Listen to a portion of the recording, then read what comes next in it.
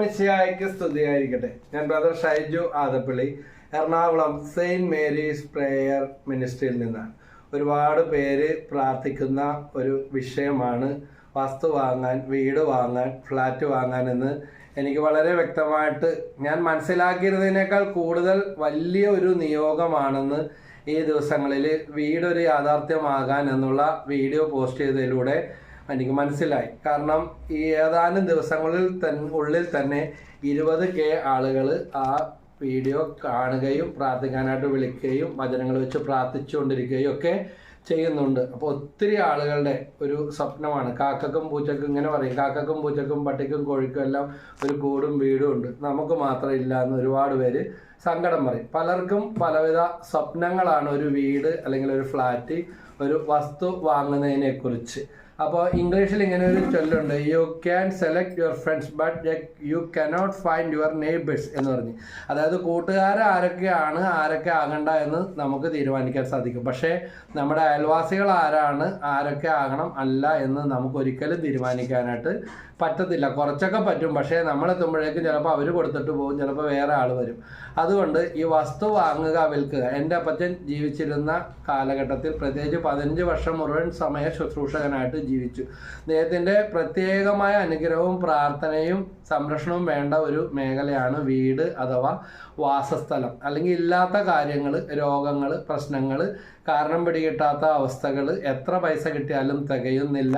ചില പൈശാചിക വീടുകൾ കുടിയിരുന്ന് പ്രവർത്തിക്കുക. പ്രത്യേകിച്ച് വിൽപ്പന നടത്തിയവർ നമ്മളതിലൊന്നും വിശ്വസിക്കുന്നില്ല എന്ന് പറയാമെങ്കിൽ അങ്ങനെ കൊള്ളാം, അതിൻ്റെ ഒന്നും പുറകെ പോകണ്ട. പക്ഷേ അന്യദൈവ ആരാധനകൾ, ചില അന്ധവിശ്വാസങ്ങൾ, വ്യഭിചാര ആഭിചാര പ്രവൃത്തികൾ, പൈശാചിക വീടുകൾ, വെച്ച് സേവകൾ, ഇങ്ങനെയൊക്കെയുള്ള കാര്യങ്ങൾ ഉണ്ടായിരുന്ന ഭൂമിയോ സ്ഥലങ്ങളോ അല്ലെങ്കിൽ ചില വഴക്കുകൾ മൂലം വിൽപ്പന നടത്തിയ വസ്തുവോ ഓഹരി പ്രശ്നങ്ങളൊക്കെ ആണെങ്കിൽ അവിടെയൊക്കെ എപ്പോഴും ഒരു ദുഃഖം അല്ലെങ്കിൽ ഒരു നെഗറ്റീവ് എനർജി കെട്ടിക്കിടക്കും. അപ്പോൾ ഇതിൽ നിന്നെല്ലാം വിടുതൽ കിട്ടാനും അങ്ങനെയുള്ള പരീക്ഷണങ്ങളിൽ പെടാതെ ദൈവദത്തമായ സംരക്ഷണമുള്ള ഐശ്വര്യമുള്ള ഒരു ഭൂമിയിൽ വസിക്കുന്നതിനും വേണ്ടിയാണ് ദൈവം എന്നെയും നിങ്ങളെ ഒരുക്കിയിരിക്കുന്നത്. നല്ല ഒരു അയൽവക്ക ബന്ധം ഉണ്ടാകണം, നല്ല സുഹൃത്തുക്കൾ മാത്രം കടന്നു വരണം, നല്ല കാര്യങ്ങൾ ആ കുടുംബത്തിൽ സംഭവിക്കണം, മംഗളകരമായ കാര്യങ്ങൾ കുടുംബത്തിൽ സംഭവിക്കണം. ചിലർ പറയും, ഈ വീടിൻ്റെ കുഴപ്പമാണ് ബ്രദറെ, കല്യാണങ്ങളൊന്നും നടക്കുന്നില്ല, എന്തോരം പേര് അന്വേഷിച്ച് നടക്കുന്നു, പക്ഷെ ഒരെണ്ണം പോലും ഇങ്ങോട്ട് വരുന്നില്ല. അല്ലെങ്കിൽ ഈ വീട്ടിൽ ഒരാൾക്കും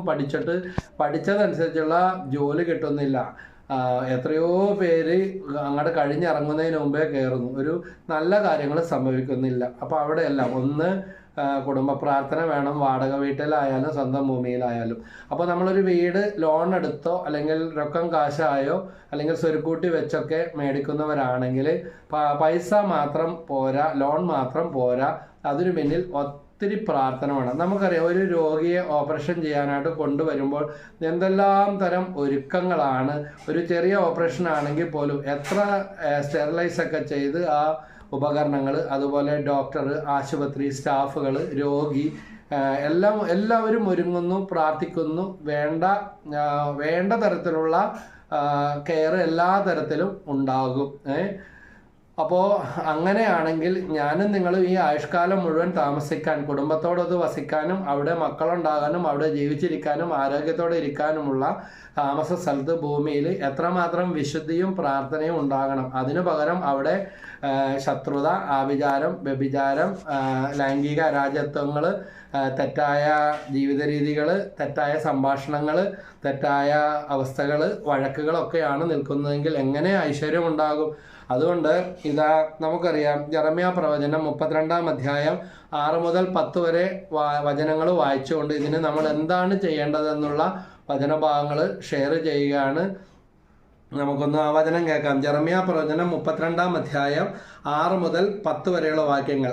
ജെറമ്യാ പറഞ്ഞു, കർത്താവ് എന്നോട് അരുളി ചെയ്തു, നിന്റെ പിതൃ സഹോദരനായ ഷെല്ലൂമിൻ്റെ പുത്രൻ ഹനാമേൽ അനാത്തോത്തിലുള്ള എൻ്റെ സ്ഥലം വാങ്ങുക, അത് വാങ്ങാനുള്ള അവകാശം നിൻ്റേതാണ് എന്ന് നിന്നോട് വന്നു പറയും. കർത്താവ് അരുളി ചെയ്തതുപോലെ എൻ്റെ പിതൃ സഹോദരപുത്രൻ ഹനാമേൽ കാരാഗൃഹത്തിൽ എൻ്റെ അടുക്കൽ വന്നു. ബെഞ്ചമിൻ്റെ ദേശത്തുള്ള അനാത്തോത്തിലെ എൻ്റെ സ്ഥലം നീ വാങ്ങുക, അത് വാങ്ങാനുള്ള അവകാശം ഏറ്റവും അടുത്ത ചാർച്ചക്കാരൻ എന്ന നിലയ്ക്ക് നിൻ്റേതാണ്, നീ അത് വാങ്ങണം എന്ന് എന്നോട് പറഞ്ഞു, അത് കർത്താവിൻ്റെ അരുളപ്പാടാണ് എന്ന് അപ്പോൾ എനിക്ക് മനസ്സിലായി. അതനുസരിച്ച് എൻ്റെ പിതൃ സഹോദരനിൽ നിന്ന് അനാത്തോത്തിലുള്ള സ്ഥലം ഞാൻ വാങ്ങി. അതിൻ്റെ വില 17 ഷെക്കൽ വെള്ളി ഞാൻ തൂക്കിക്കൊടുത്തു. ആധാരം എഴുതി മുദ്ര വെച്ചു. ഒരു 3 ആഴ്ച എല്ലാ ദിവസവും ഈ വചനഭാഗം ജെറമിയ 32:6 മുതൽ 10 വരെയുള്ള വാക്യങ്ങൾ 3 ആഴ്ച എല്ലാ ദിവസവും ഈ ഭാഗം ഒന്നെടുത്ത് വായിച്ച് ഈ വചനത്തിൻ്റെ അഭിഷേകത്താൽ ആധാരം ചെയ്യുന്നതിനും വസ്തു വാങ്ങുന്നതിനും അതിൻ്റെ പേപ്പേഴ്സ് ശരിയാക്കുന്നതിനുള്ള തടസ്സങ്ങൾ നീക്കിത്തരണമെന്ന് പ്രാർത്ഥിക്കുക. കൂടാതെ 6 വചനങ്ങൾ ഞാൻ നിങ്ങൾക്ക് പറഞ്ഞു തരികയാണ്. വളരെ എളിമയോടും സ്നേഹത്തോടും കൂടെ പങ്കുവെക്കുകയാണ്. കഴിഞ്ഞ ശുശ്രൂഷാ ജീവിതത്തിൽ ഒത്തിരി ആളുകൾക്ക് ഞങ്ങൾ എന്ത് വചനം പ്രാർത്ഥിക്കണം, ഏത് വചനം പ്രാർത്ഥിക്കണമെന്ന് പലരും ചോദിക്കാറുണ്ട്. അപ്പോൾ പറഞ്ഞു കൊടുത്ത് പ്രാർത്ഥിച്ച് ഒത്തിരി പേർക്ക് അത്ഭുതത്തോടെ ഒരു വസ്തു വാങ്ങാൻ പ്രാർത്ഥിച്ചിട്ട് 4 വസ്തു അല്ലെങ്കിൽ 4 സ്ഥലങ്ങളിൽ വസ്തു, വീണ്ടും ഫ്ലാറ്റ്, ഇങ്ങനെ പലയിടത്ത് വസ്തുവകൾ സ്വന്തമാക്കും. പ്രാർത്ഥനയോടെ ചെയ്യുമ്പോൾ ഐശ്വര്യം നിലനിൽക്കും, വസ്തുവകൾ സ്വന്തമാക്കാനായിട്ട് സാധിക്കും. ഇത് അനുഭവത്തിൽ നിന്നാണ് പറയുന്നത്. കിടക്കാൻ പോലും ഒരു വസ്തു ഇല്ലാതിരുന്ന കുടുംബങ്ങൾ ഇതാ 1, 2, 3, 4 വസ്തുക്കൾ സ്വന്തമാക്കുകയും മക്കൾക്ക് അവകാശ പ്രശ്നങ്ങളൊക്കെ തീർത്ത് കിട്ടിയ വഴി കിട്ടിയ ഭാഗം വെച്ച് കൊടുത്ത സംഭവങ്ങളെല്ലാം എൻ്റെ ഓർമ്മയിൽ പ്രാർത്ഥിക്കാൻ വന്ന കേസുകളുണ്ട്. അപ്പോൾ 6 വചനങ്ങൾ ഞങ്ങൾ എന്താണ് പ്രാർത്ഥിക്കേണ്ടതെന്ന് നിങ്ങൾ ചോദിക്കുമായിരിക്കും. 6 വചനങ്ങൾ പറഞ്ഞു തരികയാണ്. ഒന്നാമത്തെ വചനം യെശയ്യാ പ്രവചനം 57-ാം അധ്യായം 13-ാം വാക്യം.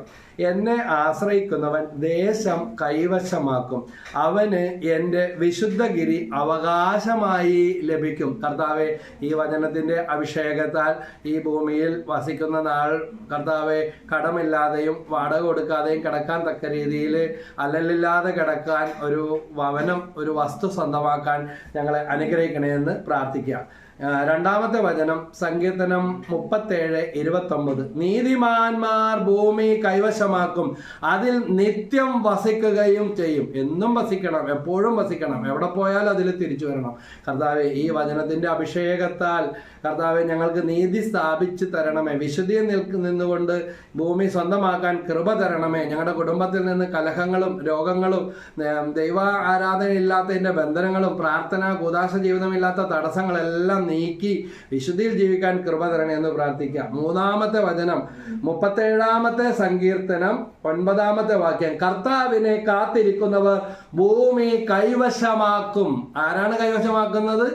പലരുടെയും വിചാരം നമ്മുടെ ജോലി, നമ്മുടെ PF, നമ്മുടെ ഗ്രാറ്റുവിറ്റി, അല്ലെങ്കിൽ റിട്ടയർഡ് ആയപ്പോൾ കിട്ടിയ പൈസ, കുടുംബത്തിൽ നിന്ന് കിട്ടിയ വീതം ഇതുകൊണ്ട് അങ്ങോട്ട് ഓടിപ്പോയി മേടിക്കാന്ന ഒരു പരിപാടി നടക്കില്ല. തൊടാൻ പറ്റാതെ കിടക്കുന്ന പല സംഭവങ്ങളും അറിയാം, കിട്ടിയേക്കാം. പക്ഷെ അതുമേ തൊടാൻ അല്ലെങ്കിൽ ഒന്ന് പണിതുയർത്താൻ സാധിക്കണമെങ്കിൽ തീർത്തും ദൈവാനുഗ്രഹവും പ്രാർത്ഥന വേണം. കർത്താവിനെ കാത്തിരിക്കുന്നവർ ഭൂമി കൈവശമാക്കും, പ്രാർത്ഥന വേണം. ഈ വചനത്തിന്റെ അഭിഷേകം. 4-ാമത്തെ വചനം സങ്കീർത്തനം 37:11. ശാന്തശീലർ ഭൂമി അവകാശമാക്കും. ദൈവമേ, ശാന്തത തരണമേ, വിശുദ്ധി തരണമേ, സ്വസ്ഥത തരണമേ, ടെൻഷൻ മാറ്റി തരണമേ, ഉത്കണ്ഠ ആവലതും മാറ്റി തന്ന് ദൈവമേ ഞങ്ങൾ താമസിക്കാനുള്ള ഭൂമി സ്വന്തമാക്കാനും അതിൽ സമാധാനത്തോടെ വസിക്കാനും കൃപ തരണേ. ഈ വചനത്തിന്റെ അഭിഷേകം കൊണ്ട് നിറക്കണേ. 5-ാമത്തെ വചനമാണ് സങ്കീർത്തനം 37:22. കർത്താവിനാൽ അനുഗ്രഹീതർ ഭൂമി കൈവശമാക്കും. അതുകൊണ്ട് ഏറ്റവും പ്രധാനപ്പെട്ട ഒരു കാര്യമാണ് കർത്താവിൻ്റെ അനുഗ്രഹം വേണം ഭൂമി കൈവശമാക്കണമെങ്കിൽ. നമ്മൾ ആരായിരുന്നാലും എത്ര വലിയ ആളായിരുന്നാലും, എനിക്കറിയാം ലക്ഷങ്ങൾ സമ്പാദിക്കുന്നവരാണ്, പക്ഷേ 10, 20, 30 വർഷമായിട്ട് ഒരു വീട് വെക്കാൻ, ഒരു വസ്തു വാങ്ങാൻ സ്വന്തമായിട്ട് സാധിച്ചിട്ടില്ല. അതിൽ ചിലരൊക്കെ തെറ്റായ ബോധ്യങ്ങൾ പറഞ്ഞിട്ടുണ്ട്. ഒന്നും അറിയണ്ട, മാസം വാടക മാത്രം കൊടുത്താൽ മതി, അല്ലെങ്കിൽ പണയത്തിൽ കിടക്കുന്നതുകൊണ്ട് വേറെ മുടന്ത ന്യായം. വേറെ ചിലരെ കണ്ടിട്ടുണ്ട്, അയ്യോ ഒരു വീട് ഉണ്ടാക്കേണ്ട സമയത്ത് ഉണ്ടാക്കിയില്ല, ഇപ്പൊ വാടക കൊടുക്കാനും പറ്റുന്നില്ല, പണയം പുതുക്കാനും പറ്റുന്നില്ല, അങ്ങനത്തെ അവസ്ഥ. അതുകൊണ്ട് സ്വന്തമായി ഒരു കിടപ്പാടം, വസ്തു 3 സെന്റെങ്കിലും ഉണ്ടായിരിക്കുക, അല്ലെങ്കിൽ ദൈവത്തോട് ആഗ്രഹിച്ച് പ്രാർത്ഥിക്കുക. ഞാനൊരു 3 സെന്റ് ഭൂമിക്ക് വേണ്ടിയാണ് ദൈവത്തോട് പ്രാർത്ഥിച്ചത് 24 വർഷം മുമ്പ് പ്രാർത്ഥിച്ചു. വളരെ മുമ്പേ പ്രാർത്ഥിക്കുകയാണ്, പ്രത്യേകിച്ച് തീക്ഷ്ണമായിട്ട് പ്രാർത്ഥിക്കാൻ തുടങ്ങിയത് അന്നേരമാണ്. പക്ഷേ 3 സെന്റിന് വേണ്ടി പ്രാർത്ഥിച്ചപ്പോൾ ഈ എറണാകുളം പട്ടണത്തിൽ തന്നെ തമ്പുരാൻ എനിക്ക് 5 സെന്റ് ഭൂമി തന്നു. വീട്ടിലെല്ലാ മക്കൾക്കും കിടക്കാൻ, എല്ലാവർക്കും ഇരിക്കാൻ തക്ക മുറികളും ആ എണ്ണത്തിനനുസരിച്ച് ദൈവം തന്നു. ഈശോയെ വെക്കാൻ ഒരു പ്രാർത്ഥനാ മുറിയും പ്രാർത്ഥിക്കാൻ ഒരു സ്ഥലവും എല്ലാം ഈശോ മനോഹരമാക്കി തന്നു. പരിശുദ്ധാമ്മയുടെ തിരുസ്വരൂപം വീടിന്റെ മുമ്പിൽ എൻ്റെ സ്നേഹിതരായ വൈദികർ വന്ന്, ആത്മീയ ഗുരുക്കന്മാർ വന്ന് പ്രതിഷ്ഠിച്ചു വെച്ചു. അപ്പോൾ വീട്ടിലേക്ക് കയറി വരുമ്പോൾ തന്നെ മാതാവിൻ്റെ തിരുസ്വരൂപത്തിൽ നോക്കി വണങ്ങിക്കൊണ്ടായിരിക്കും ഈ തിരുഹൃദയത്തിൻ്റെ ആ ചിത്രത്തിൻ്റെ മുമ്പിലേക്ക് ആരും കടന്നു വരുന്നത്. ഇതൊക്കെ ഞാൻ സ്വപ്നത്തിൽ കണ്ടതാണ്, നാളുകൾക്ക് മുമ്പ് പ്രാർത്ഥിച്ചതാണ്. അതുപോലെ ദൈവത്തോട് പ്രാർത്ഥിക്കുക.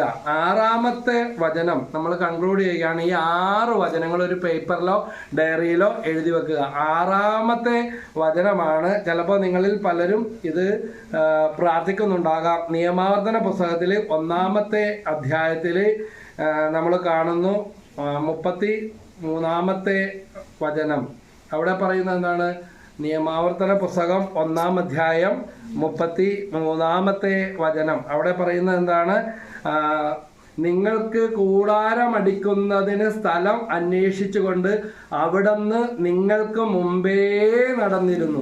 നിങ്ങൾക്ക് വഴി കാട്ടുവാനായി അവിടുന്ന് രാത്രി അഗ്നിയിലും പകൽ മേഘത്തിലും നിങ്ങൾക്ക് മുമ്പേ സഞ്ചരിച്ചിരുന്നു. എന്നെ കേട്ടുകൊണ്ടിരിക്കുന്ന പ്രിയപ്പെട്ടവരെ, കർത്താവ് അഡ്വാൻസ്ഡ് ആണ്. നമ്മൾ പറഞ്ഞിട്ടല്ല നമ്മൾ ഈ ഭൂമിയിൽ സൃഷ്ടിച്ചതും ജന്മം തന്നതും. അതുകൊണ്ട് നമുക്ക് ആവശ്യമായത് എന്തെല്ലാമാണെന്ന് നമ്മുടെ മാതാപിതാക്കൾ അറിയുന്നതിനേക്കാൾ അവർ തന്നില്ലെങ്കിലും, അവർ പക്ഷപാതങ്ങൾ കാണിച്ചാലും, കൂടപ്പറപ്പങ്ങൾ നമ്മൾ അവഗണിച്ചാലും, ചെയ്യേണ്ടതും കിട്ടേണ്ടതും കിട്ടിയില്ലെങ്കിലും എന്നെ നിങ്ങളെ സൃഷ്ടിച്ച ഒരു ദൈവമുണ്ട്. അതുകൊണ്ട് വേദനിപ്പിച്ചവരോടൊക്കെ ക്ഷമിച്ച് വന്നുപോയ നഷ്ടങ്ങൾ ഓർത്ത് പരിഭവപ്പെടാതെ യേശുവേ നന്ദി, യേശുവേ സ്തുതി എന്ന് പറഞ്ഞ് പ്രാർത്ഥിക്കുക. ഇനിയും തരാൻ ദൈവത്തിന് സാധിക്കും. നമ്മളോട് പറയാതെ സൃഷ്ടിച്ച ദൈവം നമ്മുടെ എല്ലാ കാര്യവും നടത്തിത്തരും. അപ്പോൾ കൂടാരം അടിക്കുന്നതിന് ഒരു സ്ഥലം നമുക്ക് മുമ്പേ പോയിരിക്കും. ഈ 6 വചനങ്ങൾ എഴുതി പ്രാർത്ഥിക്കുക. അത്ഭുതം നടക്കും. ഒരു മാസം എല്ലാ ദിവസവും 33 പ്രാവശ്യം വീതം പറഞ്ഞ് പ്രാർത്ഥിക്കുക. യേശുനാമത്തിൽ വസ്തു അന്വേഷിക്കുന്ന, ഫ്ലാറ്റ് വാങ്ങാൻ ഉദ്ദേശിക്കുന്ന ഈ മക്കളുടെ എല്ലാ തടസ്സങ്ങളും ബന്ധനങ്ങളും നീങ്ങട്ടെ. ഒരു വീട് പണിയാനുള്ള കൃപ കൊടുക്കണമേ. പരിശ്രമയുടെ മാധ്യസ്ഥം വഴി ഈശോയുടെ തിരുഹൃദയത്തിലേക്ക് സമർപ്പിക്കുന്നു. നിത്യം പിതാവിന്റെയും പുത്രന്റെയും പരിശുദ്ധാത്മാവിന്റെയും നാമത്തിൽ ആമേൻ.